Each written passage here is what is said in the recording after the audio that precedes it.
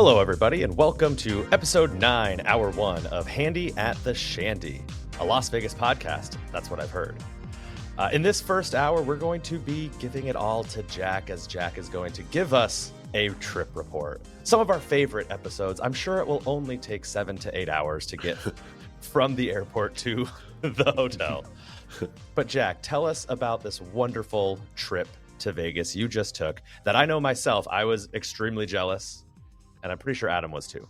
Yeah, I want to know over under how many syringes. Because you text us, but I forgot. I'll put the line at 3.5. Yeah. Maybe that's a little excessive. I'll take the under. For those that don't recall, this trip was specifically made for the purposes of going out for the celebration of life for the recently deceased Mark from 360 Vegas. And I had some other friends out there that weekend that were there for like the When We Were Young music festival and stuff that had originally told, oh, no, I'm not going to make it that weekend in October. And then it just so happened to coincide with the celebration of life. So I messaged them and was like, well, actually, I will be out there if you're going to be free anytime. We can hang out, that kind of stuff. So that was the purpose of this trip. I ended up going to Vegas on a Friday night. I generally like to spend a lot of time talking about the flight and that kind of stuff. But in the interest of brevity, I'll say the most interesting thing I saw on the flight was the woman kind of kitty corner from me, across the aisle from me, and one row in front of me. She was playing Ultimate X on her phone like the whole time that I was watching. And let's bring her in. She's now the 4th member of our podcast crew. You did send us a photo of that. And do you remember what I said? Well, James was not super happy that she was only playing nickel denom. And to be clear, this was on like videopoker.com, so it wasn't real money. But James had some choice words for her for not betting with a larger fake bankroll. Well, yes. it looked like she was at least in Delta Comfort Plus. Like it seemed like she was, in a state of economic well-being that she could be betting more than nickels denom. Come on. She had more fictional means than she was, she was alluding to. Well, I actually did have to go talk to her briefly because so we were in first class. Shout out to Delta Miles for kind of masking the true cost of what that is and making it feel more affordable for me to pay for it. But after she had her light on for like the meal service, and then once they took away the dinner and she got her Ultimate X back out, she was just blasting me in the eyes with like the reflection from her phone screen of the overhead light. And because as she kind of like rotates her phone, it's like flashing in and out of my vision. And it's like, I had to go and just kind of like be like, I'm so sorry, but like can you turn off your overhead light? Because I'm just getting like, she was very nice. I don't think she was actually playing the Ultimate X feature. Like I could see it said Ultimate X in big letters and had the logo there for it, but I think she was just betting 5 credits a line. So all the more reason for James to be pissed off about this. But another thing I got on the plane, I got a text from my buddy Josh, who was there at Chandelier Bar, and he sends me the like most beautiful looking like chocolate foam cocktail with like kind of chocolate syrup making latte art on the top, where it's kind of like that. I don't know, feathery looking design that they put into it. It's hard to describe, but I asked him when I landed and got the text, I asked him like, well, what bartender at Chandelier was that? And what's in the drink? And he says, I don't know the answer to either of those. It was a guy. And so that was a kind of a bummer because I was wondering, from whom he got this such a kind of bespoke cocktail. But now I have a question for that because maybe I just don't go to enough cocktail bars. Like, is it normal for people to know the name of the bartender when they go to different bars, like for cocktail bars? At the Cosmo, they generally are wearing name tags. So I'd say yes. End of answer. Until I met you, I was never like chatting up the bartenders when I was in Vegas. I mean, I could see the draw to it for sure, but usually my face is just buried in the video poker machine. So I have no clue what's going on besides when they come up to me and they say, hey, do you need another Coors Light? And I'm like, yeah, I do need another Coors Light. Thank you. Well, Jack is so boring that typically the person he's with needs another outlet to express themselves. And so that's just generally what happens. Oh, okay. That makes way more sense. Thank you for explaining that, Adam. Mm-hmm. I mean, you've got Kim with you, so it's like it's very natural that you guys are engaged in conversation, enjoying yourselves, and the merriment that goes along with having a chattable companion. Yeah, and falling more deeply and deeply in love with each other. I get that for sure. Exactly. Mm-hmm. And so me, who's there all by my lonesome, I only have the bartender to talk to, and I'm always trying to get their name or their number or what have you. No, and on this trip, I did take James's recommendation, and I brought my Nalgene water bottle with me. So I was not stopping for a 6-pack of water, but I did grab a Gatorade at the liquor store there. I was just so impressed by how quick everything was for me getting to the hotel. Like the taxi line, instead of, I mean, it wasn't empty, but it took maybe like a minute and a half to get through it. It was just, they were kind of getting us in cars as fast as they could pull up. The taxi driver was an absolute hero. Like he took me, first of all, he was kind of like frenetic. He had this energy where he was like, a lot of traffic out there tonight, man. I mean, I'm just going to try to get you there as fast as I can. Well, I mean, we're going to see what happens, but you never know. It's all flat rate. Don't worry about it, buddy. Like he had this air to him where he was just like, I don't know. It was kind of wild. You mean cocaine? Like, yeah, kind of. But I'm playing it up a little more coked out than he actually sounded. I don't know. But he ended up taking me on the highway. We did get to take that HOV exit that dumps you off basically right at that Vidara Aria interchange. So I got to Vidara in what felt like 6 minutes. I feel like it was probably longer than that, but that's my estimation in real time. There was like about a dozen people in line at the Vidara check-in. So, maybe like 5 or 6 parties worth of people, but I still just stepped in the gold line.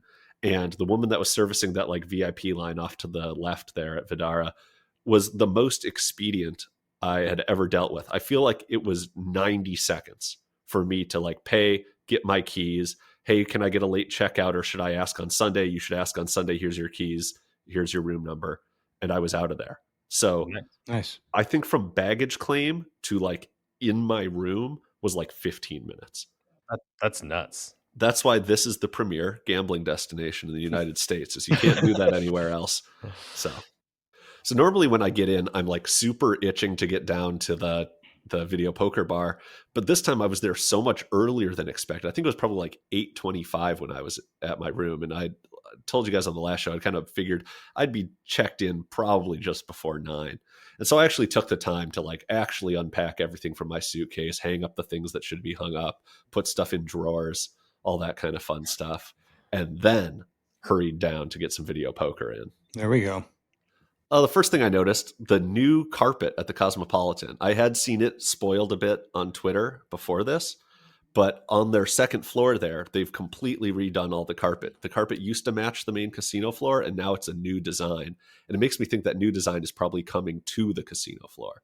Yeah, you sent that to us, and I had not seen it before on the Twitter. I guess my algorithm just isn't showing me the right stuff. It's showing me #disgusting food pics all the time. So, but I did not see it, but I really liked it. I really did like it. Yeah, I think they were working on it when I was there in September, and I just didn't notice it, maybe, because I know that they had taken that massive statue of what is it, like the like rabbit and person riding the horse, or what are we talking about? Yeah, with the penis on it. Oh yeah. It's very cold on the second floor, by the way. So that had left and then had come back. It was back when I was on my trip. I think the carpet was in by then. Not to be like, hey, I was the first to walk on it out of this trio, but I believe it was there. And if that's the case, then yes, I do like that carpet as well. I was in Golden Gate Park in San Francisco in February, and I saw the same like slightly too sexy dog guy and rabbit lady in different sculptures doing like different poses. Like they were standing in front of like cutting boards. They were still these bronze sculptures in Golden Gate Park in San Francisco. I was like, like, this is clearly the same artist doing the same art, but for like a different thing. And I looked it up, and indeed it is. But like, it's just got a fetish. I don't get it. Like, I don't know. I'm a Philistine, I guess. You're just not cultured, Jack.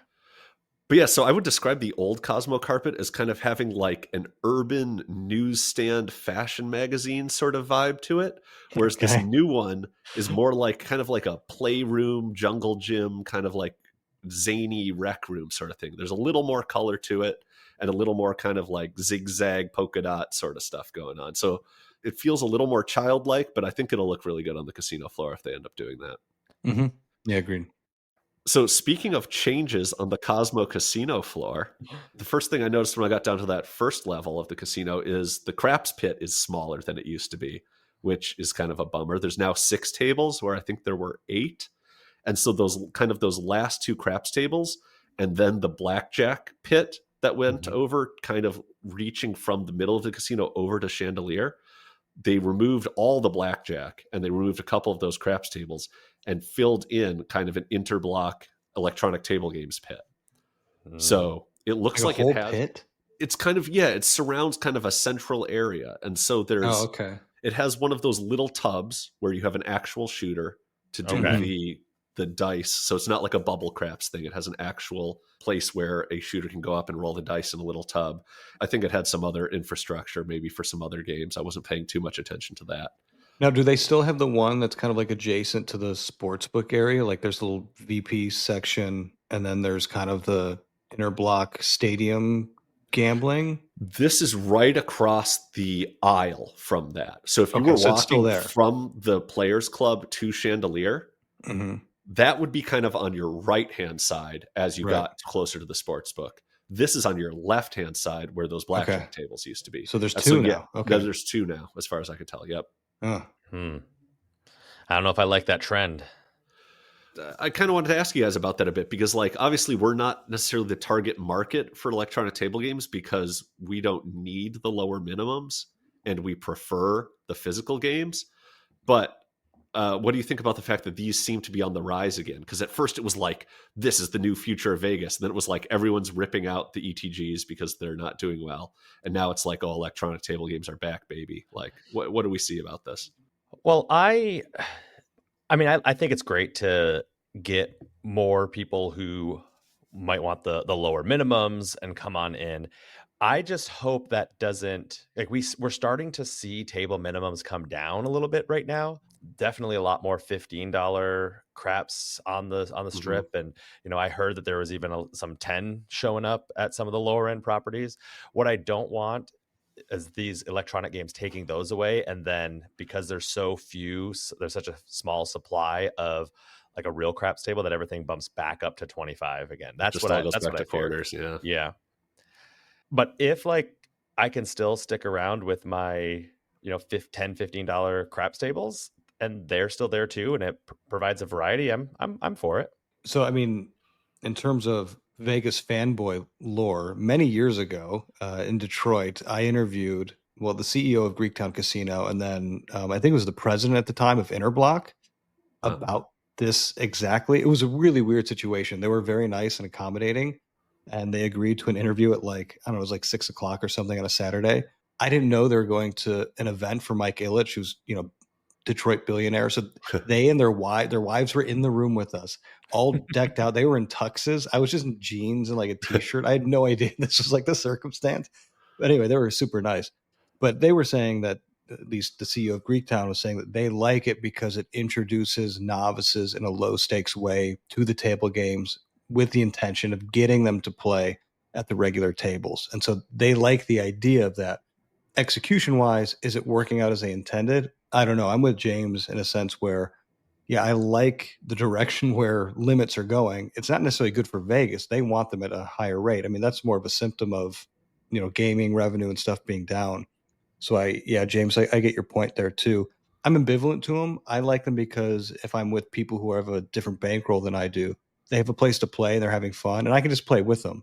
I've got to get out of this mindset of like all of my play needs to be tracked and be earning tier credits and being cognizant of comps, when really like, no, I can just sit there and have some fun. And I did on my last trip when people were doing that. So that's kind of more of a me thing of snapping out of the mindset and being like, I can just goof around for a little bit and have fun at these types of games too, because they can be fun. I think what you're saying about the younger generation is really important because like 8 years ago, I was the youngest guy at the craps table. And now I'm like the youngest guy at the craps table. And it's like, we do need people coming in and filling up that lower end of things. So, So I did not end up playing any craps that night, but I did make a beeline for the sportsbook video poker bar. The Chandelier was packed, as you might expect on a Friday night around 9 p.m. And the only kind of notable things I have from that session is the guy next to me. I noticed he was playing my favorite Double Bonus, which I think is kind of a lost video poker game in some ways, where a lot of people just skip right over to the double bonus. And I mentioned that, oh, it's good to see another like double bonus player here. And he was like, oh, I'm actually doing this because this is what Chat GPT told me to play. And I was just like, oh dear God. And so I was less excited to talk to him about video poker after that. But I ended up losing like $1,500 like really quickly. I would say probably within the first like hour and a half, I was down like 1,500. And so when I finally hit like a decent hand for like $300, $325 or whatever it was, I cashed out and was like, now I should just go to bed, because it was like 10:45, 11 at that point. And so that was the end of the session for me. I really did, as I walked past that Cosmo Casino to get back to Vidara, I really did want to stop at a craps table, because by then they had like 5 of the 6 of them open and they were all hopping and it looked like a good time. And so if I was winning at that point, I might have, right? I might have said, bedtime be damned. Let's take these winnings and throw some dice. But having gotten lost so much so quickly, I was down, I think like 1175 on the night, just with a quick video poker session. So I just got like a shitty sandwich from the Vidara Cafe and went to bed. Love the Vidara Cafe. That can make you feel better after a $1,100 loss. Yeah, I mean, I say a shitty sandwich. It's kind of fine. I didn't. Yeah, having that like first night where you get in late and you're like, I only got a couple of hours. This is going to be fun. And then you go to bed, you're like, man, I lost as much as I usually lose in an entire day. And it was just like an hour and a half. What's the point? Yeah. I should have got here earlier. Dang. We talked about that on another episode of like, what do you do on a late night? Do you just like not risk anything and just make sure that you're going to sleep in a positive mood? But yeah, it's rough. It's not too hard to go to sleep in a positive mood when you just got into Vegas, though, even with some losses. I got some good cocktails there at that sportsbook bar, and the bartenders there are always really friendly and accommodating. So, and what was your bartender's name? No, I didn't ask. I don't recall. So next morning, I'm up at like 5:15. Make my way downstairs to the casino around like 5:30, and the Chandelier bar is like a shit show at this hour, generally is. And I see like 4 security guys from the Cosmo all standing around this one guy who's at the bar. And it's like kind of, the 2 that are directly talking to him, and then the 2 kind of just standing there in the back because they called in 4 guys for this. And so it's like, it looks like a police interrogation scene. But this guy is apparently trying to explain some sort of previous altercation that had happened to him at the bar. And he's desperately and flabbergastedly trying to explain it to these 2 security guards, but he's also like drunk and belligerent. And so he's just like, this fucking guy. So this fucking guy was this fucking German motherfucker was this fucking German guy was, and that's like all I got for like the 20 seconds it took me to walk around and past Chandelier Bar to like. They're just taking notes, like we're looking for a German guy. Yeah, exactly. So that's kind of all that I overheard when I was kind of just making that little loop around the bar to make sure, okay, yeah, there's no seats for me there. I ended up going to like some depressing corner and playing on this Ultimate X machine that has no speed settings and no sound settings. So it's too fast and it's too loud. It's the worst. The too loud was okay, because I just kind of like put headphones in and put a podcast in, and they kind of like muffled the sound. But at least it was 9.6 for double bonus Ultimate X, where a lot of the machines on the Cosmo Flow are actually worse than the bar top machines for some reason. But I got bored of waiting in the depressing corner for a cocktail server. And so I ended up just getting some Starbucks for my morning caffeine. I give up on the video poker bar after like another $500 in losses. So not a great start to the morning, great start to the trip. Oh. But at this point, it's like 7:15 in the morning, and my buddy Josh is awake and he's willing to join me on my morning walk. So I pick him up at Aria, and then we head to Park to pick up his buddy Derek, who's going to join for a portion of it. And we kind of commence on down towards the south side of the strip and work our way back up. A few things from the morning walk. These are just general observations. I'm kind of pretending they're part of the morning walk. But one is that the porn slappers are back. Ooh, nice. Yeah, I've noticed that too. Vegas is back, baby. Do you have anything to say about that, Adam? I don't have anything to say beyond that. It's just like confusing at this point. Like, I don't know. Right. Like where did they go? That felt like a pre-internet Why did it not thing. make business sense? Right. Why does it now make business sense to have them out there again? I don't get it. It's annoying. Mm-hmm. And then there's just cards littered everywhere. You know what? I'm gonna push back. I don't think it's that annoying. Like that's I think the least annoying thing that's going on in the strip. If it was just porn slappers, like I can just ignore people, smacking a porn card and like pushing in front. But then there's way more annoying stuff I think on the strip besides just the porn slappers. Like porn stars who slap you, actual porn slappers. That would be way That would be much welcome. better. Yeah. Mm-hmm. No, I'm trying to think why I disagree with you, James. I think the reason is this is like an iconic, really annoying thing. It's kind of like the resort fees of the strip. Like the resort fees aren't the number one way that Vegas casinos take your money in underhanded ways, but it's like the most blatant and like gripeable one, right? And so, yeah, there's like a bunch of people out on the street that are annoying, but the porn slappers are the one that is the most egregious, I think. Oh, see, I disagree. I think that's just, and maybe it's because like the first couple times I went to Vegas, I was like, "Oh, that's cool." That's just Oh, like, that's cool. I don't know, just like little card with titties on it. Like, how can you be upset? Well, I mean, I reported it to the FTC because when I did it, it was not the woman on the card, and so I had to. Me and John Mahaffey submitted a formal complaint.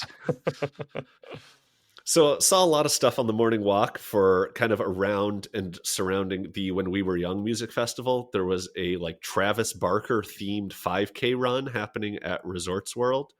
Wait, what does that mean? Wait, I don't know. do I know who Travis Barker is? He's most famous for being married to his third wife, Khloe Kardashian, I think. Oh, that's what he's most famous for? Well, okay. Don't at me. Drummer? Okay, yeah, I was making kidding. sure I didn't have the name wrong. Yeah, No, okay. that's who it is. Yeah, the drummer for Blink-182. So what is trying to get on a people's themed nerves. run of Travis Barker? Like, do you have fake tattoos and like a bald cap? It is a like, Travis Barker themed 5K. You can Google "Run Travis Run" if you want to hear more about it. But we saw like the very That's what someone said before he married a Kardashian. Anyway, go ahead. We kind of saw the remnants of that. They were kind of like packing it up and closing it up, even at whatever it was, like 8:30 in the morning or whatever. So it must have been kind of an early morning event. But as we got more and more further north, you just saw more and more people wearing their like emo band shirts and that kind of stuff. Nice. I have nothing against the Kardashians, by the way. I don't want people to write in and say that was an off-color joke. Just FYI. I'll make note of that. Okay. Put that in the show notes. You can Please, email yes. the pod, but only anyways. Here are some modern day conveniences I noticed on my walk that we could have had a long time ago, but we only got recently. Okay. Number one, the little countdown that tells you how long the light is going to remain green for you to cross. Mm-hmm. I feel like, why did we not have that before? It's also really useful when you're driving, so you know when to like speed up to make the yellow light. But like in history or in Vegas? I feel like we've had that for like 10, 15 years. Oh, when I was a kid, we didn't have that. Oh, we're just speaking broadly about, you know what's useful? The telephone. I never. Yeah, but the point is a timer that counts down they could have done in 1922, and it took us like, I don't know. Yeah, catch up. I was 22 for it to that happen. you put upside down on the table, so it's always yeah. Okay, Yeah, I thought these were Vegas things. No, these are things I noticed in Vegas that I wondered why we didn't have them. Next one. I see. Why is naming inventions? This is why I don't know if I want to go on a 9-mile walk with you, because I don't know where do these thoughts come from. It's a long walk. You end up thinking about this stuff. Next one, urinal cake technology. I feel like urinal cakes used to not even smell good themselves. They didn't mask odors. It was just like a pink disc that was annoying. And now they have like all sorts of textures and shapes and smells and form factors. Pissing is so much better than it was when I was a kid, especially in public bathrooms. But a couple of questions here. How do you know the texture of the urinal cakes, Jeff? You're not supposed to get that close to them. No, the point is that they're ribbed for my convenience, so to eliminate splashback and stuff like that. You know. Anyway, also, you're supposed to pee on them. Yeah, I'm not talking about that. The point is that it's not just like a little disc anymore. It's like a pad that sits on the. You know what I'm talking about? Yeah, I do. But sometimes they're like honeycomb shaped. We're probably going to cut this all out. This is going no. This is the best part. This is the meat of the episode. But question: How did this come up? How did this come up on your walk? Oh, I stopped in at like Fontainebleau to pee, and I was like, man, restrooms smell a lot nicer than they used to. That's just Fontainebleau. We should do a urinal cake rating of all the VP rating and then urinal cake rating. I think we're onto something. You're pissed Just on something. we're just not going back to the pink discs. They can't make us go back. That would- Last one, those drinking fountains that have a built-in water bottle filler. I feel like this is Vegas adjacent only because they have them at Resorts World and like nowhere else. But Resorts World, great place to fill up your water bottle.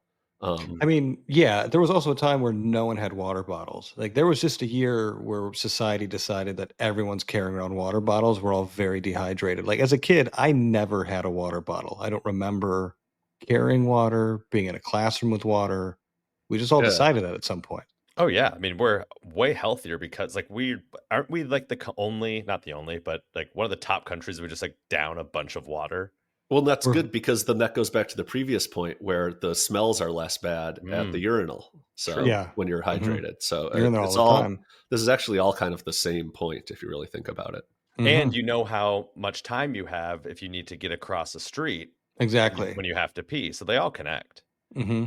Wow. Full circle. What a segment. Speaking of full circle, at this point, I've made it back Like on a my yellow long cake. strip walk from made it down to Mandalay Bay, all the way up to Fontainebleau and back. And it's time Jeez. to shower and get a bit of video poker in before Joe's Stone Crab opens for lunch. And I get down to the Chandelier Bar and I see a couple there that I had played at Chandelier Bar with that 360 Vegas Vacation that are there for the event. And I was like, oh, just where I left you, because, you know, the last time I was there, they were going to be leaving on a flight later that day. I see them first thing. So that was kind of cool. We said, you know, I only played for 30, 45 minutes before heading off for some lunch. And so I'll do a quick review of Joe's Stone Crab. The place opens at 11:30, and it was like pretty full by like 11:55 when I got there. Like the bar had like 2 seats at it, and it was a little cramped, but I had space on one side of me, which was nice.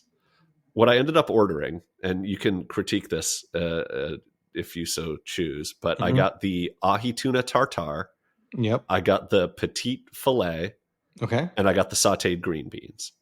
And then they asked if Okay. I wanted the complimentary bread, and I was like, well, yeah, I can't say no to that. So Hmm. got the bread as well.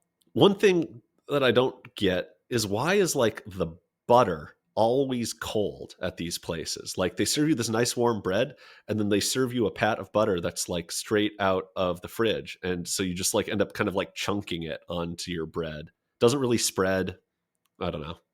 I'm with you. I think that's a legitimate gripe to have, especially at a nice place. You can even go to like IHOP and get, you know, Warm it's because butter. they never put it in the fridge. So let's just be honest. That's been out since they opened. But I'm with you on that one. So this is one of 2 gripes I had about Joe's. Is one is that the butter is cold, but I feel like that happens to me everywhere I go.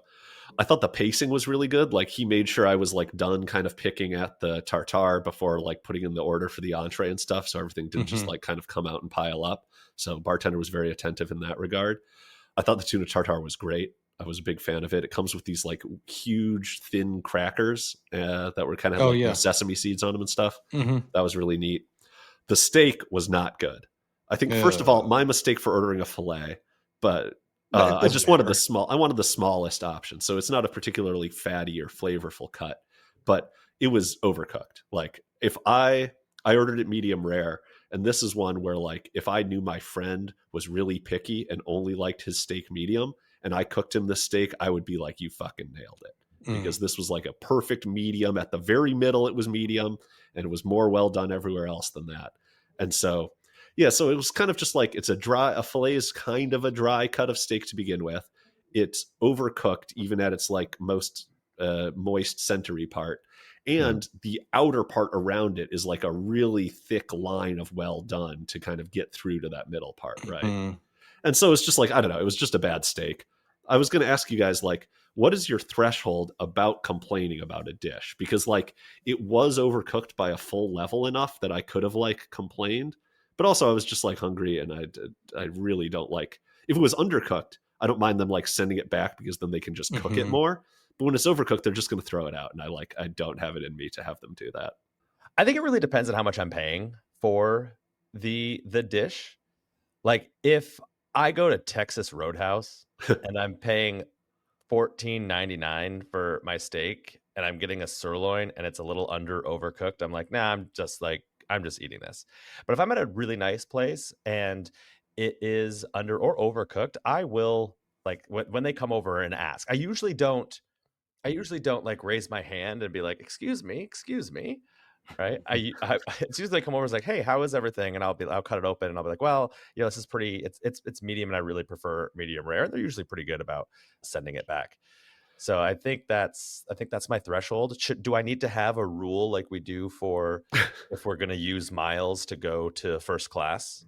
Do we need to have a rule of when I we think send you it back? do need to have a rule. Adam, can Mhm. you rule on what that is supposed to be?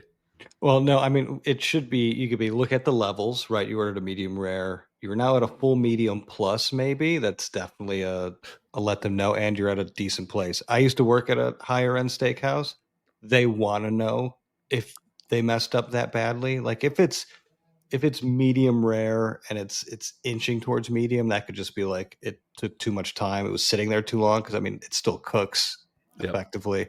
But yeah, I mean if it's that bad, they want to know because they'd rather just serve you what you ordered, especially if you've paid a lot. So having worked in the industry, not as a chef, but it's something any place worth their salt is gonna care about. So I usually will, like, yeah, if I'm at a nice place and it's not cooked properly, I'm having them fix it.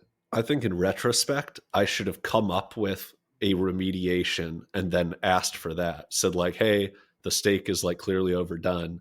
I don't want you to send it back or throw it out, but can you take off this appetizer or something like that? Yeah. Right. That's what I should have done in retrospect, maybe. But they, speaking of worth their salt, the steak did come with like kind of a dry seasoning rather than being served with like a steak sauce. They brought like a kind of like a Montreal steak seasoning with a lot of like salt, pepper, and garlic that you could put on it, and I thought that was pretty good. The beans were fantastic. The green beans were a huge winner. They were garlicky and buttery and peppery, and I just kind of chowed down on those. That's quite a lunch. It was, Yeah. I mean, to be clear, I didn't have breakfast. So I woke up at like 5, and then it's been like 6 hours since I've been awake, and I walked like 9 or 10 miles. And so I was prepared to eat a big lunch, but I didn't finish everything as it was. Or would you go back to this place? I would go back mostly because I want to try their actual seafood, like get a lobster tail or get some stone crab or something like that. I would definitely give it another try, and I would try a fattier cut of steak or something like that. Yeah, no, I thought the service was great, and I liked the vibe in there as well. So the only thing that was bad was the whole steak at the steakhouse. But yeah. All right, keeping us moving. Next stop, Resorts World. Only notable thing here, I did get Chris, my favorite bartender in Las Vegas, to make me a Trinidad Sour, which I kind of brought up on my last trip report. And so I'm going to have to get you guys to drink one of those when we're in Vegas together for Formula One, because that is a cool cocktail. Remind us what that is. So that's the one where the main ingredient of the cocktail is Angostura bitters. That's it's right. Okay. Served with a full ounce and a half of bitters as like the main spirit. And Chris knew like all the details about it. He's like, oh yeah, like a guy named Giuseppe something came up with it for some like drink contest. And I like looked at Wikipedia and he was like exactly right. So that's you can count on Chris to kind of know a lot of that cocktail history stuff, even stuff that I don't know. That seems like one of those like cooking shows where there's given random limited ingredients and they just have to put something together. That's where that cocktail seems like it came from. Apparently it did not do well in the contest that it was submitted to, and it's like it's only become like a cult classic since then. But. What a ringing endorsement. Like he forgot his gin and he's like, oh crap, I gotta just pour a bunch of bitters in here. Here's a question, Jack. Are you ever going to introduce us or me or talk about like good cocktails? Because I feel like it's like, hey, we gotta have some Malort. No, this cocktail is a truly good cocktail. Oh, okay. It's all right. There's only this is stuff I looked up because I was trying to come up with the last name of this Giuseppe guy that Chris was talking about. But I looked it up. There's only like 100 or so like IBA, like International Bartenders Association, like specified cocktails. And this is one of them though. So it is on a somewhat short list of internationally approved drinks. It's not like some weird thing that I made up. Anyways, no, the quality drink, not like Malort and not unpleasant. Okay. So I Uber back from Resorts World, and I end up at the Chandelier Bar trying to play a bit before Mark's celebration of life. We're probably at about like 3 or 4 p.m. at this point. And I end up sitting in the ADA accessible seat on kind of the left-hand side of the Chandelier Bar, kind of that second portion of the bar that isn't always open, just kind of waiting for one of those other seats that has Ultimate X to open up.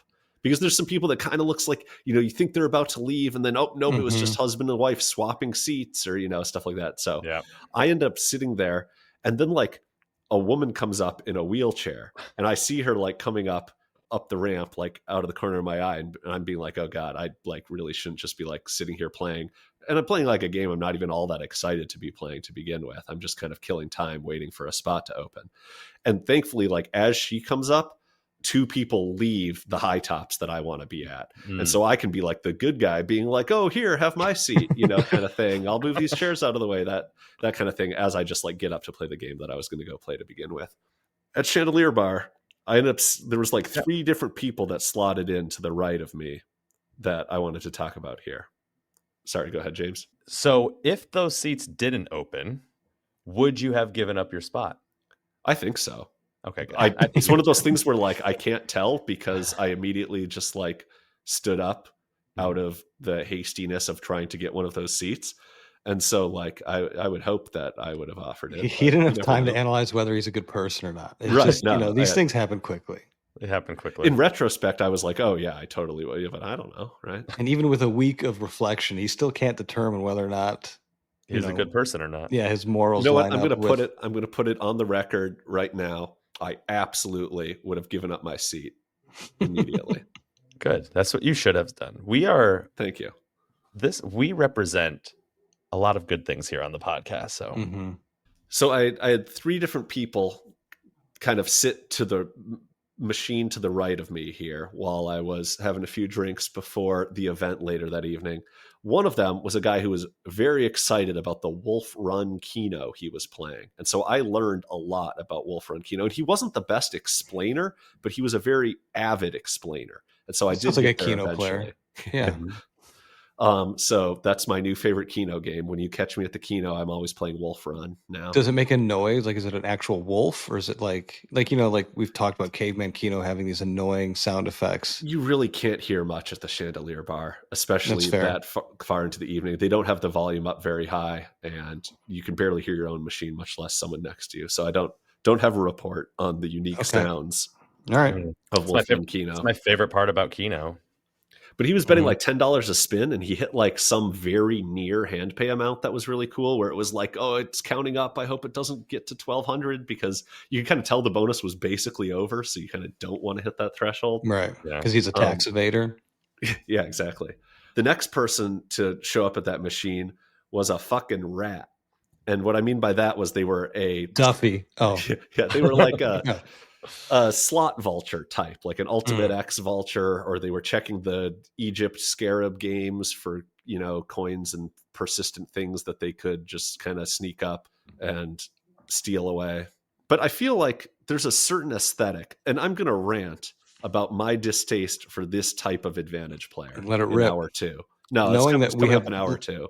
Oh, okay. I was saying, knowing that we have listeners who may be into that. So right. Yeah. I like it. I kind of mentioned this to Tim Lawson, who does some of the same behaviors. But I feel like everyone that ends up kind of coming up to the machine, tick, tick, tick, tick, tick, click, click, click, kind of like clicking through all the menus, using all the buttons as fast as they can. Some people call it playing the piano, but where they're just like checking through every little thing, all the most popular Ultimate X games to see if anyone left behind like a little morsel multiplier they can chew on. Like, it's just like such rodent fucking behavior. And it's like, it defies like all demographics. Like usually I picture like one of these slot vultures, it's just like some lanky, not clean shaven, like guy with a beanie and a backpack, So did you just describe yourself? No, much rattier than me. Okay. And but this was like a middle-aged, short Asian woman, and she had the exact same energy that all these random dudes that I always see vulturing slots have. And so it kind of defies demographics how just unpleasant and aesthetic it is to have this kind of person lurking next to you. But she didn't find anything of value and was quickly replaced by a slot player who, was kind of just like waiting for his wife to get off other machines so they could go to dinner. And he started telling me that he has a very mathematical mind. And he was playing Stinkin' Rich, the like skunk and bad odor themed slot machine. And he's like, I'm counting in my head right now how many spins I've done at each denom I'm playing, because he was playing like $1, $2, and $3 bets. Mhm. And he's like, so I can, and it was, I mean, like, it was not clear what the so I can. I just would like that a lead to. mathematical mind, and he's talking about doing basic addition. Well, right. He was like, oh yeah, I can count cards. He like explained that he sat down at a table and got backed off after like one hand. And like, It's because he just kept counting the cards. He's like 1, 2, 3. They're like, so you're slowing the game down. Can you get out of here? He had just I counted 200 cards. Completely unbelievable story about getting backed off at the blackjack table. And then my inability to believe it was then corroborated by him being like, I know exactly how many spins I've done at each denomination, so I can know like how far away the bonus is or whatever. I was just like, Jesus Christ. It was, I don't know. He was a nice enough guy, but it's just like, it's so weird when people, they seem normal and then they say something and then you're just like, I know that whatever follows this sentence is going to be like the most outlandish thing that I've heard. And anytime you hear someone say, I have a mathematical mind, I have a very Terrence mathematical Howard. mind. Let's hear it. You saw Rain Man once, and now you think you can. And so I don't think he ever hit either of the two bonus, like free spin bonuses that are available on that game. Well, that's because he didn't count high enough. His damn wife got there. Yeah, honey, wives. Count. So now we can. And at this session, I lost more money. Like at no point do you have to worry that I had a winning session at anything I did on this trip. I think at MGM total at Cosmo, I was down about $4,000. And I know that because that's how much of a marker I took out there. Right. So, and then I lost a little more than that at Resorts World as well. So an abysmal trip from that sort of perspective.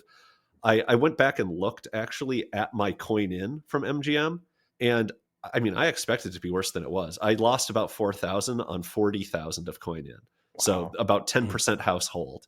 So in some sense, it's like, well, maybe I should have just been playing slots or Keno the whole trip and I would have had the same result, just playing $7.50 spin slots. Yeah, but you don't have that mathematical mind required for that kind of intense gambling. Exactly. But also it's just like, I don't know, losing about 3 to 4 times, somewhere in there, closer to 3 times what you're supposed to lose on any given trip. That's like not that far out of the question. Like, if you look at the variance of the game I'm playing and stuff like that, it is probably not actually that low of a probability event what happened. But to me at the time, because I just never hit anything at any point and the credits basically only went downward, it felt a lot worse than it was. So it's kind of nice to be able to go back and look at the numbers afterwards and be like, oh, that actually was mostly feeling and you didn't just lose 50% of every wager you made. Right. Well, you were messaging us. And there were many times where I'm like, wow, we have not gotten a good text lately. Like this can't be good. I literally never hit. I hit 1 4 aces on a 2x, I think. And that's like the best hit I got, bar none. The whole time. Yeah, we knew it was bad when he was texting us about the German guy. Right. Yeah, that was more exciting than anything that happened to me on the machine for sure. I was more excited about these Wolf Run Keno hits. Yeah. Meanwhile, I'm pretty sure you landed to me sending you my $2,000 Royal from Atlantic City. So that was even better. Oh, yeah. I mean, I don't get that kind of jealous. Like, I'm not like sitting there seething, being like, and fucking that fucking James fucking motherfucker German Royal flush, like it doesn't, I'd be more bummed if I was losing and then you were in Atlantic City losing your ass in the same manner. Right.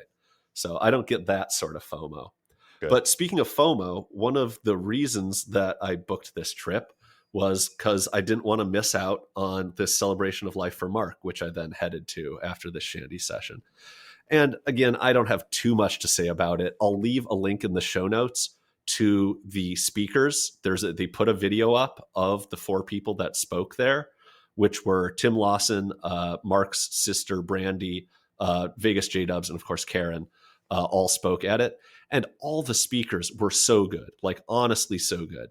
Like you go to these events to like hang out and mingle and stuff like that and not hear people just kind of drone on.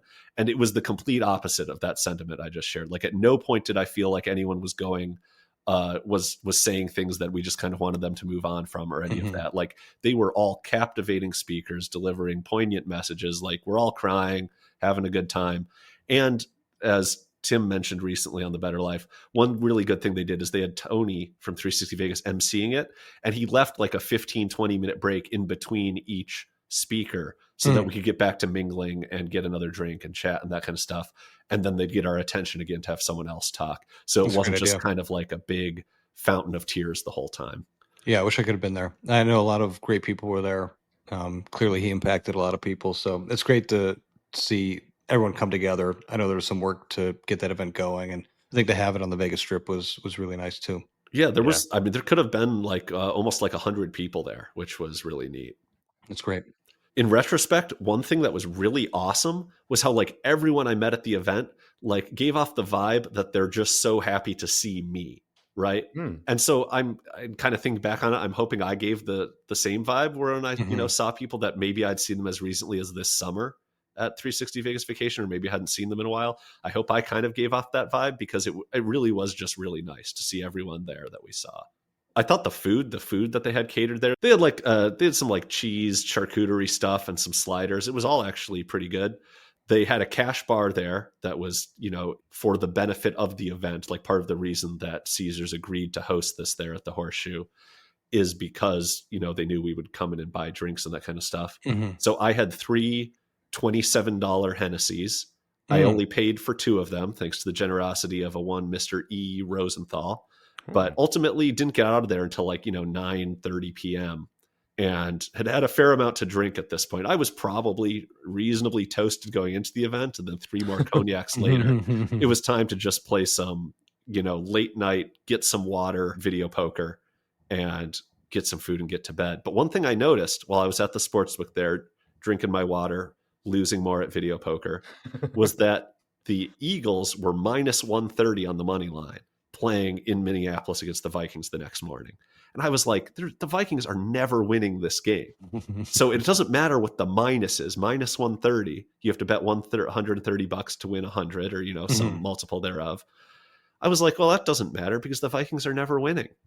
And so I was like, in the morning, I'll probably make this bet. Like, I don't need to make a drunk pro Eagles bet at this hour. But I was looking at it, I was just like, you can't convince me that we're going to beat these defending Super Bowl champs with like Carson Wentz as our quarterback. Anyways, I got my water. I went to the Henry at Cosmo for some late night food because I hadn't eaten any dinner. I had that big lunch. I had a surprisingly tasty slider and some cheese and crackers. And then I was legitimately hungry by about 11. And I can't say enough about how good I think the Henry's like late night menu there at the Cosmo is. Like they're the king of late night diner food.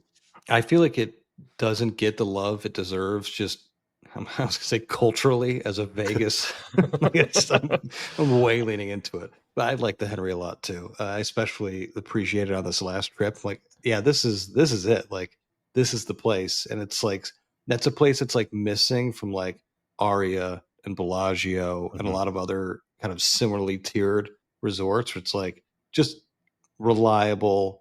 The prices aren't crazy. Yeah, I'm a big Henry fan. If they had the Henry hat, I would definitely buy one. Ooh. The next morning, I wake a little later this time. I'm not up at like 5:15. I'm up at like 6 something at this point. This is Sunday. Yeah, Sunday morning. And so the Chandelier Bar is not a disaster zone by like the 6:30 that I get down there. And so Any I do Germans around? I did not see any Germans, any motherfuckers. I didn't even see a large security presence whatsoever. So, man, Vegas is dead. Yeah. Zero motherfuckers. Again, I play my Ultimate X. I drink a sugar-free Red Bull, and I lose some more money. I probably lose like another 500 before I decide it's time to take another walk. And so I'm not going to do the full, Mandalay Bay, Fontainebleau and back loop this morning, but I do go to Fontainebleau and back, and I could not convince anyone else to join me for this one. But I get that out of the way. I get home, showered, back down around like 9:30.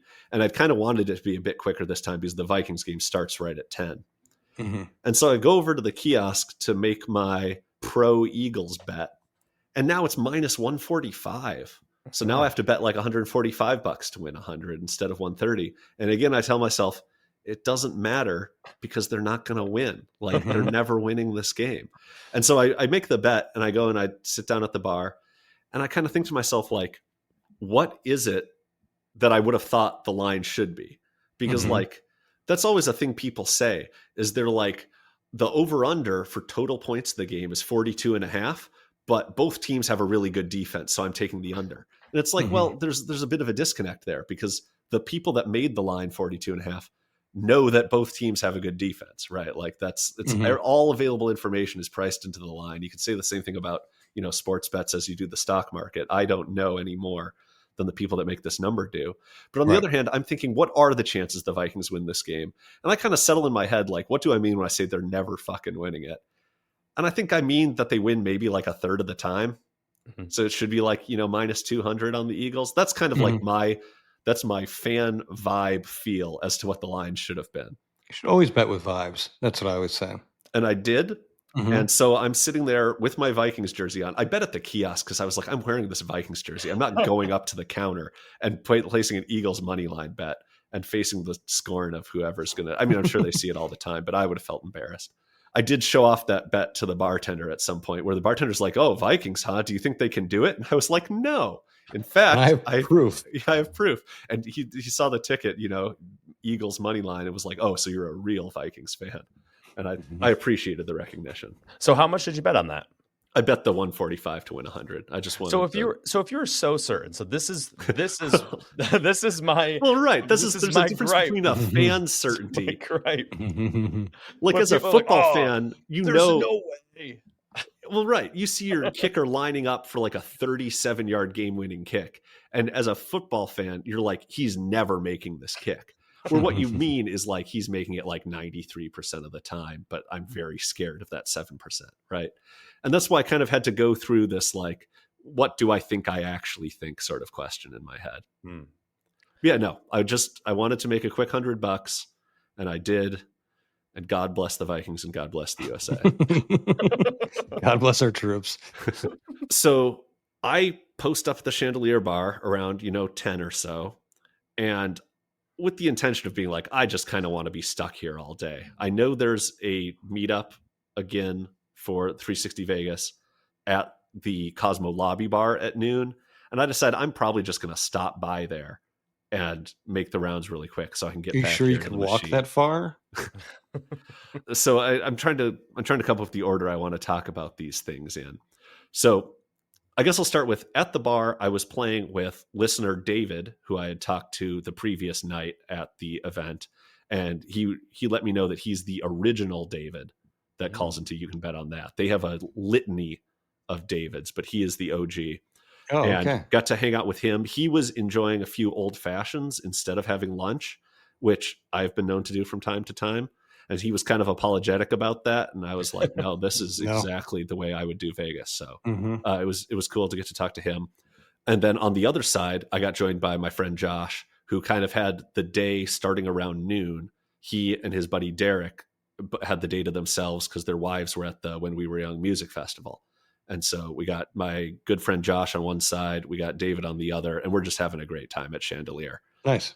One thing that I pointed out to David is that in doing some math on video poker stuff, I learned you only get a dealt full house, like actually dealt full house without any redraw, about like 1 in every 680 times, which means that like you have to play pretty fast to even get one dealt full house an hour.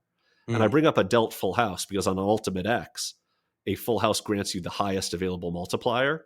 And a dealt full house means you're going to get that highest available multiplier on every line. And so that's kind of like one of the white whales of a Ultimate X player is you're looking for that dealt full house so that the following hand can be that big hand where you win something massive.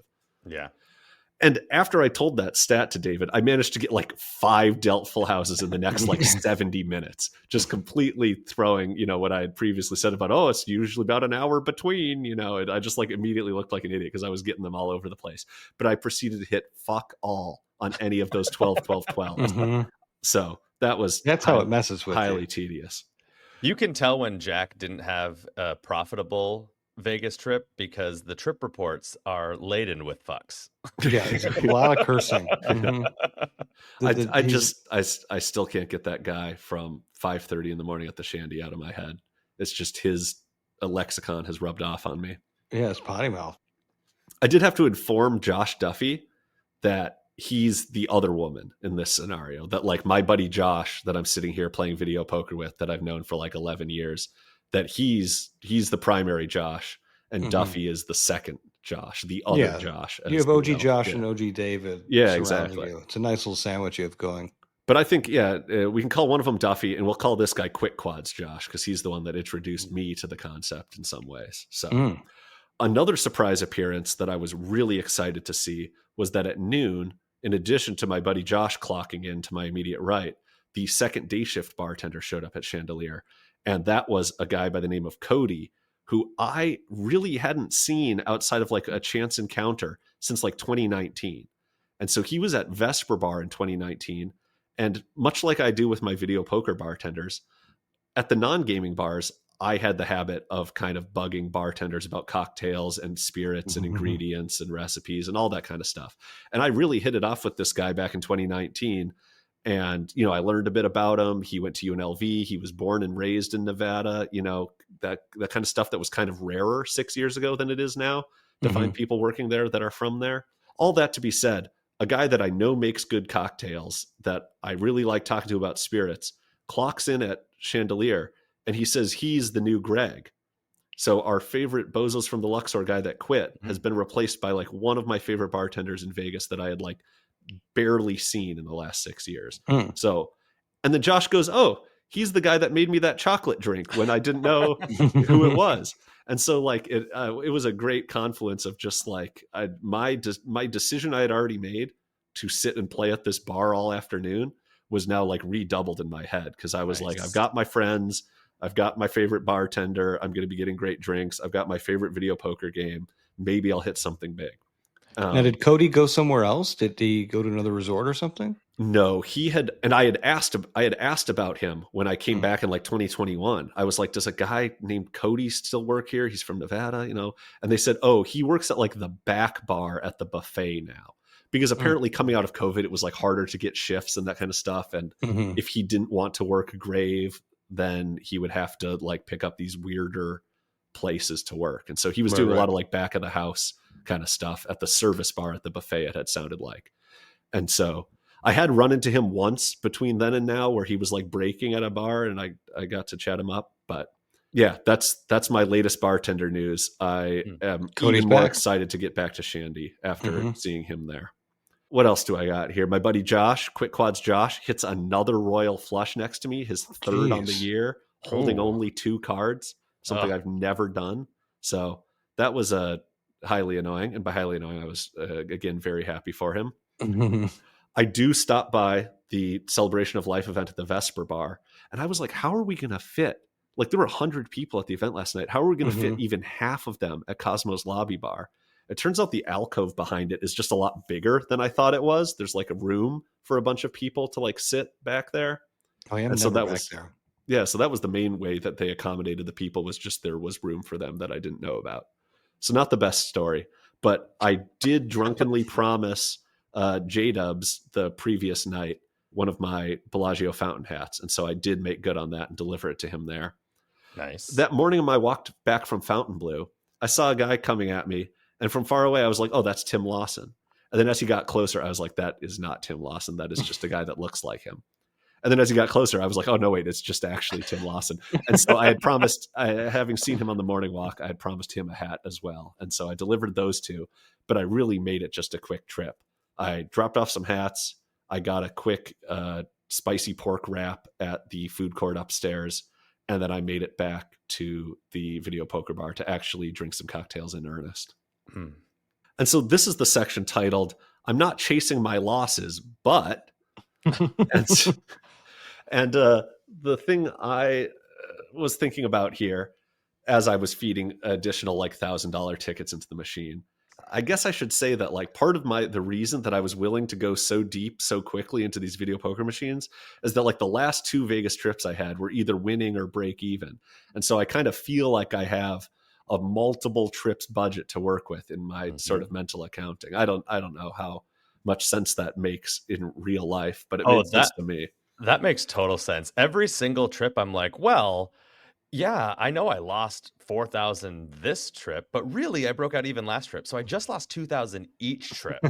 Yes, thank you. That is my mental accounting all the time. And I do that a lot with like my daily budget too. It's like, yeah, I know I lost 1,500 this morning, but I won 500 yesterday. So I've really only lost 500 both days.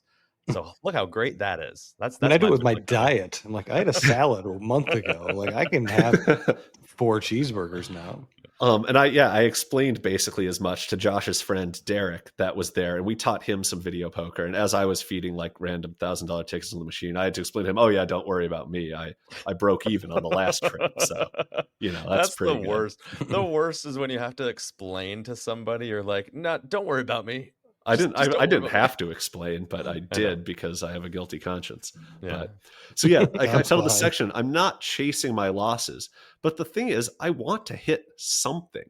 Like I want to hit like a quad on a 12x for $700, or like I don't know, just something more than 4 aces on a 2x, or Mhm. like 4 twos, 3s, 4s on a 3x. Right? Like I'm getting like the whole fun of Ultimate X is getting to draw at these like massively outsized hands that are way above and beyond what you should be able to win at that game. And I'm not even hitting like the middle sized hands. And Right. so it's just kind of an unsatisfying session. And a lot of Mhm. these sessions where I ultimately cashed out and was like, well, that's enough. I'll go do something else, is because I finally just like got some small hit for a few Mm. $100 and was like, Mhm. okay, I can rest in peace at least until the next session. I guess the question is like for you guys, how do you handle sessions where you just don't hit anything and the money only goes down? Like, what is your strategy for dealing with that? Is it feed in more money? I'm usually switching games or going somewhere else. I know we talked a little bit about this on the last episode, right? Like if I put 5 or 1,000 and I lose it all, very rarely am I putting more money into that machine. I will even just like stand up and I'll go play something completely different, craps or a slot, or I'll even just switch to single line or maybe some Keno. Like I need to switch it up. And I know you were like, no, I want to be here right now. So like I'm not going to do that. But that's what I do. Yeah, I like how every episode is like, how do we handle losses? Like, because we are just not accumulating wins on this show. Never, nope. No, I'm the Uh, complete same way. I mean, I think that's why.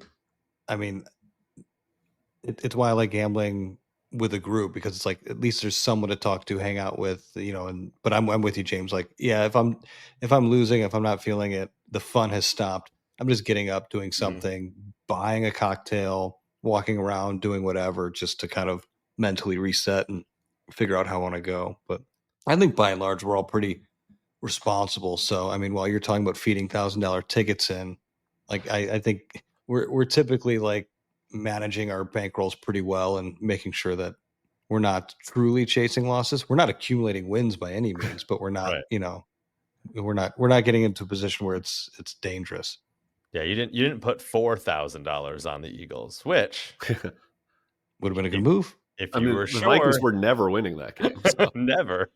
One thing that I walked over to the event, backing up a bit, I walked over to the event with David, and he made a comment about that I thought was interesting, where he said, like, since MGM has taken over the Cosmo, they have way fewer themed and licensed slots than they used to, where they kind of used to be a Hmm. bastion of themed slots in Vegas, and now they don't really have any. And I said, my response to that was like, I feel like that's just been a trend Vegas wide. It's not like an MGM thing. And he was like, well, yeah, it's a trend Vegas wide, but it wasn't at the Cosmo until MGM took over, and then it Mm. joined the rest of Vegas in that trend. And I thought that was an interesting point, and I wondered if that was something that you guys are tracking at all, because I'm not really a slot aficionado.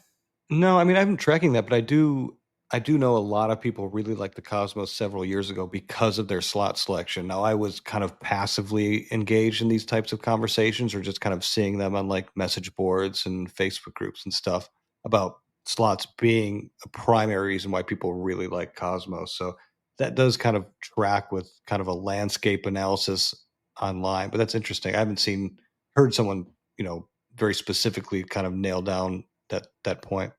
Yeah, I would have no idea. I that's All the right. that's what I can give to this conversation. Great dropping, James. Hey, I can't let the silence take hold. So next thing on the agenda, Josh and Derek have received a text from their wives saying that they're planning on being at Resorts World to get like food from 4 to 6. So we make a plan to leave the Chandelier Bar around, 3:30 to get up And there. the reason you know around how 4. much time you have to get there is because of the very convenient timers on the stoplights. It helps you calculate exactly what you need to walk. It all Nope. comes back to modern conveniences. So we do cross the street actually and swing by the Link Promenade to get a frozen Bailey's at O'Shea's. They ask if we want like the 16 ounce or the 20 ounce, and I say, oh no, we'll just each take a 16. How much do you think a 16 ounce frozen Bailey's at the O'Shea's outdoor bar on the Link Promenade costs? Oh, $29.99. oh, I feel like that's high. Do you say it's 16 ounce? 16 ounce. I mean, I want to say it should be 10, but 20? Yeah, it was 20. I didn't remember it being that much, but yeah, so I ended up paying like $42.38 plus tip for a couple of these frozen Baileys, but they're really good. They were served with like a really small straw at first, and you're like, I cannot drink this consistency through this tiny straw. But as soon as they like start melting even a little, it's just like perfectly slurpable. It's kind of like good. It's kind of like a Frosty. Like if you wonder how do you make Bailey's into a slushy, just think about like a Frosty from Wendy's, and that's kind of what you're drinking, but it's slightly boozy. You're selling this better than O'Shea's ever has right now, because now it feels like I want one. Oh, apparently we didn't see this while we were there, but apparently in the past they have had a pumpkin spice version of it in the fall, and I would be very excited to try that. For some basic bitches like us, absolutely. I was just gonna say, what a basic bitch drink. I'm in. So we play a bit at Resorts World. I stick around at their high limit bar long enough that Cody came back. Yeah, exactly. Like, I'm working here now. I stick around there long enough for the swing shift bartender to take over, a guy by the name of Douglas, who I've had make me good drinks in the past. And it's always a treat to get stuff from him because usually I'm not at that bar that late in the evening. But at some point we decide to pack it in on the video poker and go play some craps, because we had seen $10 tables when I was there on that Saturday. Even with all like the festival and stuff in town, I saw some 10s. Oh, wow. I go over to the tables there. There's one that's empty and it's a 25. And I just ask because it's me, Josh, and Derek still.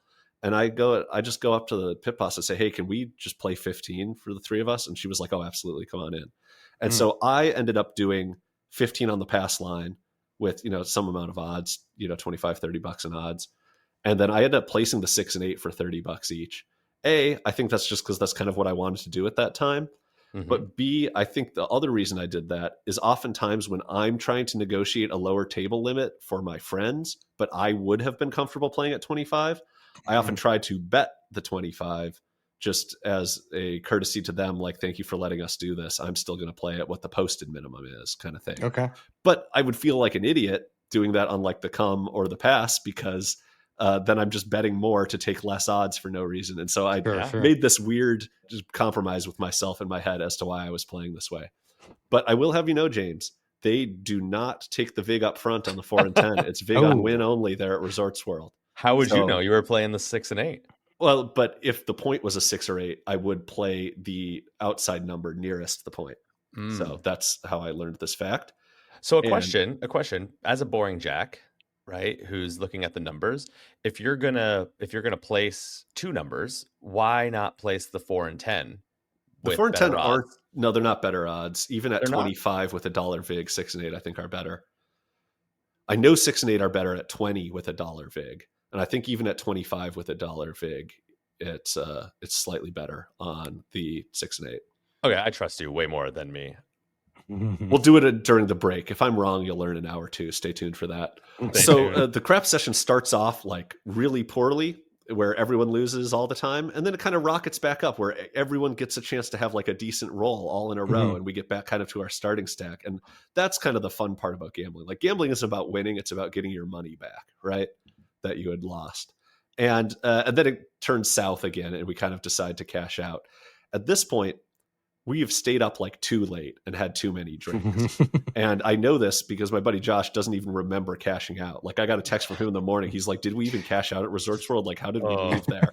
And so I felt like I had maybe overstayed my welcome in the drinks category, but I was not the drunkest girl at the party. So that was nice. At some point, Derek left and was replaced by a different friend of theirs, Mitch. And so now it's me, Josh, and Mitch instead of me, Josh, and Derek. They're completely fungible in you, the listener's mind. So you can imagine that You didn't even have to tell us. You can imagine that Derek and Mitch look exactly the same, even though that couldn't be farther from the truth. But we have stayed up too late, drinking too much without having eaten. And we decide that it's time for some food. And where do we end up? But walking all the way back to the Henry at the Cosmo. Jeez. Because I had sworn You weren't hungry before the walk. Well, I had sworn that I was going to like try to get dinner at that new food hall at the Venetian. But at this point, it's like 11 already. And so everything there is closed. And so we just make it back to Cosmo by like 11:30, get dinner ordered by around, 12. And I may be back asleep in my room by like 1-ish. Maybe a little earlier than that. But Josh lost the credit card roulette for who pays for dinner. So I had a nice Henry meal on his dime. Nice. So Monday morning, we only have a little bit left before I have to leave town and a little bit left before we get out of here on the podcast. But I want to talk a bit about how unpleasant my morning was. First of all, I wake up at like 5 something in the morning. Let's call it like 5:30. And if I got to bed at like 12:30 the night before, I'm on like 5 hours of sleep and I do not feel good. Not great. The good news is like I can tell that I'm not like super hungover. I'm like, I feel like shit, but not the kind where it's going to be bad an hour from now or 2 hours from now or whatever. I just feel like shit because I'm on 5 hours of sleep, right? And to make matters worse, the HVAC is making this weird like chirping, scratching, like high-pitched noise that's like kind of random but kind of consistent, right? And I'm just like, oh my God, what is going on? Why can't I sleep? Why is this noise going on? Why is it 5 a.m? Why did I forget to request a late checkout at noon? Like all this stuff's going on. So I like turn the flashlight on my phone on and like lean over to the phone and call down to the front desk and be like, hey, good morning. Can I get a noon checkout? And that was easy to ask for on a Monday when everyone's already, leaving town and not a lot of people are checking in. So I got the noon checkout set up. I didn't need to ask for later because my flight was at 2 anyways. And so I kind of just like doze in and out in bed, just feeling bad. I first of all, I should say I put an earplug in so that the ear nearest the HVAC is shielded from those sounds. And that actually works wonders for these kind of like high-pitched. I sleep with one ear like into the pillow with my head on the side. So I only really need to put the one in. Hopefully that matters to our listening audience. Yeah. So around like 6:30 in the morning, I'm just like, I just need to get out and take my walk, even though I don't feel good and I haven't slept. I have the noon checkout. I can come back and sleep after this. I just need to get out of this room. And so I do. And it's like actually a very pleasant morning walk up to Fontainebleau and back again. Oh God, all the way to Fontainebleau. It's round trip. It's like a 6-mile walk. It is not a lot. No, I understand. It doesn't. I love how you're like, I feel like shit, but I need to just get moving a little bit. So I walked 6 miles. I walked to Henderson. It was really pleasant for how bad I felt. That made me feel loads better. So then the only other thing that goes kind of like along with the unpleasant experience I'm having is as soon as I get out of the door, like I'm kind of jiggling the handle to make sure the door is locked. I have the Nalgene on my other hand and the strap just snaps. The little thing that holds the cap attached to the bottle that makes it like more ergonomical to carry, it snaps. And so I'm doing this like 6-mile walk trying to just like grip the bottle the whole way, which is like not super pleasant for how wide of a form factor those things have. Yeah, it's going to help with the grip, it strengthens the grip. Oh yeah, my grip strength is at an all-time high after this Vegas trip. Yeah.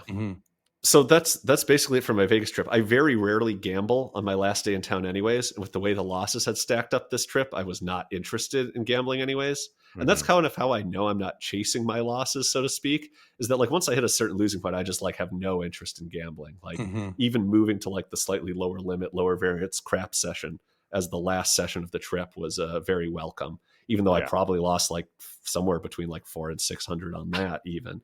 So it was all bad the whole way through. But just a few things at the airport before we get to leave. Why are airport lounges such a big deal now? Like every single lounge at the D gates had like a line or a sign that said we're at capacity, don't even bother. There's the new Capital One lounge. It was at capacity. Adam, why? Yeah. it was almost nicer to just find an area that wasn't the lounge and hang out well, at the gate. it's not, That's but I mean, not if true that's, at all. I mean, and I don't, I don't even know why you're asking. It's, if you've not been in one, then you're just not at that class of human Well, no, that really, I usually go to the Centurion Lounge because I'm usually there a lot earlier in the day, and you can kind of just walk in. But I saw the line for it, and it was like, I don't know, 30 to 40 people standing in the line. Never mind Mhm. people that might have been in the online wait list for it. So like that's the kind of thing where I say it's almost better to just go sit somewhere that isn't the lounge. Like there's nothing in there that's worth waiting in a 30-person line for. I mean, I hear you from a logical perspective, but I just have to disagree because you were out there with the peons in Mhm. the terminal, just Yeah. sweaty, getting basic food, not, you know, I mean, it's just, I can't even really explain it. Like I You're said, it's just you're different. paying It's you're it's paying a for different food, you're paying class for of drink. people is what you're saying. Absolutely. Exactly. Different class of experience, different class of people. I mean, it's just better people. I mean, it's not, I don't, that's not an assumption I'm making just, you know, out of my ass. I mean, I think it's written in the terms of service somewhere, but But it's better anyway, ingredients, better people, Papa John's. yeah. Something like that. He goes to him. I also like I feel like the bathrooms they have much better urinal cakes in the Bingo. lounges. hmm So I can't piss in a normal or in a normal person bathroom at the No, airports anymore. I've got to no. go into the lounge. Yeah, I cannot pee in a terminal bathroom at O'Hare. Oh my gosh. It's like just the UN of bad smells and just it's just it can't go in there. No, you Absolutely got not. to go in there. I will say, like, on a serious note though, like before we leave, like having kids now, especially two young kids, being in a lounge is an absolute lifesaver at the airport. Having a dedicated place to be, like I know we're just goofing, but like when we left Orlando from Disney, they had a kids area in the lounge just showing a movie. I'm like, this is it. Like this is all I need for traveling. So while solo at Las Vegas, now you probably don't need one. I generally think a lot of them are overrated. There are certain instances where, yeah, it makes a huge difference. I will usually be in the United lounge if I'm traveling, but I have noticed lately like they're just when they become so busy, it's not. I'm like, okay, whatever. I'm just gonna go out. Mm-hmm. I'm just not gonna go in, or I'm gonna go and maybe grab a quick bite to eat, grab a drink, and then I'll go find a place to sit and do work outside of it. So I do agree with you there, Jack. Mm-hmm. But you're in Vegas. Why aren't you playing bubble craps Right. at the airport? You can go to the Capital One Lounge and they have grab and go options. Grab something from there for free, hit the bubble craps, or play Huff and Puff, and then yeah. So I did want to tell you guys about a couple airport jackpots I saw. One, Okay. I kind of wandered to a kind of a area of the terminal that I'm not usually in, and it was kind of more sparsely populated. And the Wi-Fi was better there, so I downloaded some stuff to watch on the plane, that kind of thing. And I see a guy get like the super double screen mansion bonus on Huff and Puff on like the upgraded wheel. Exactly. And he was betting, I don't know, not a lot, 60 cents, something like that. And he ended up hitting for like close to $300. And so that he had like his phone out and stuff. That was pretty cool to see. Good for him. But then on right before I get on the plane, I'm like, okay, what I need to do is quick pee before I get on the plane, and then like grab a bottle of water at like one of these At a Hudson to News. go. Yeah, exactly. One of these to go places. And as I'm walking past, I see someone just on her phone, like texting frantically, and the machine in front of her is just counting up money. Like the money counter is just going up, up, up. And it's at like 1,700 at this point. Mm-hmm. But it's counting up quick. So like by the time I notice it and then get a few more steps, it's now at like 2,700. And I see that, and I'm like, well, how much is she betting? Right? She was betting 75 cents, and she's got to be on her phone because, well, I don't know how much she hit, but I think it was like some like, you know, major jackpot for like $5,000 or $6,000. And I make eye contact with another woman who's like standing there kind of watching her in disbelief. And we both kind of like give the like, what the fuck am I looking at sort of thing, as this machine is just like counting up in the thousands on a 75-cent bet. And the woman is like, she's like almost disinterested in it because this has changed her day's plans so much. She's like now doing logistics things on her phone. Yeah. And I was like, oh, would that be me? You know, at the Vegas airport, you know, I'm not playing slots at the airport or anything at the airport or anything on my last day to begin with. But even just like putting yourself like, how cool would that be? To Absolutely. be like waiting for your flight and hitting some huge amount on a small bet. Yeah, I should have checked my bag. Like, I can afford it now. Yeah. And so the last thing is I go over to the Metro Pizza to get a bottle of water there, and I get like the large Evian that they have. And to the woman's credit, as I go to check out, I'm like, oh, just the water, please. And she's like, this bottled water is $8. Is that okay? And I was just like, yeah, like I'm about to get on the plane and it's going to be $6 if I'm going to save $2 if I go get it at the Hudson News or whatever. But like, I'm just like, yeah, sure. And then I paid, she's like, do you want a receipt? And when I say no, that's when you can tell things got weird for her, because she was like, oh, clearly he's just agreeing because it's getting expensed. And then when I didn't even take the receipt, she was just like, oh, what's wrong with this idiot? Whoa, high roller. Were you carrying your Nalgene empty? And she's like, you could just go fill that up. No, I think I checked that. I think that was, yeah. Only that? That's the only thing you checked is just coming out. Exactly. It's got a big sticker on it. So yeah, the main takeaway I have before we get out of here is that despite it as being a big loser, I had a blast gambling this trip, just because I had, good friends there, or good circumstances and good cocktails. Just everything about it was so fun. And that's why Adam says, oh yeah, like, if the fun stops, then, and I'm losing too much, I'll just go do something else. And that was another problem for me, I think, on this trip, is that it's just like, it never became unfun because everything surrounding my gambling activities was such a good time. And so I had a great trip, and I'm still kind of Vegased out. I can't say I'm like itching to get back there with you guys, but I am excited after having recounted all there to get back there with you guys in a few weeks. Yeah, I cannot wait. I was just texting with Duffy, and I was like, this is the way my mind thinks when I'm leading up to a trip. I was texting with him and I said, in 3 weeks, I will be driving 8 hours up to my parents' house with Kim so we can drop off the dogs. So then the following day we can get onto a plane, and then we're going to go to Vegas. And like tomorrow morning, I'll be like, in 3 weeks, I will be for the next 22 days. That's how I'm going to be thinking about Vegas. Hell yeah. All right. Well, I think that's going to wrap it up for hour 1 of episode 9 of Handy at the Shandy. Stay tuned for hour 2. We have some listener feedback. We might talk about how I left a ticket in a machine in Atlantic City. And we'll probably do a little bit of F1 planning just on the fly. So stick around for hour 2. For Adam the Fraud, Boring Jack, I am Table James Games, and we'll see you soon. Bye-bye. Later.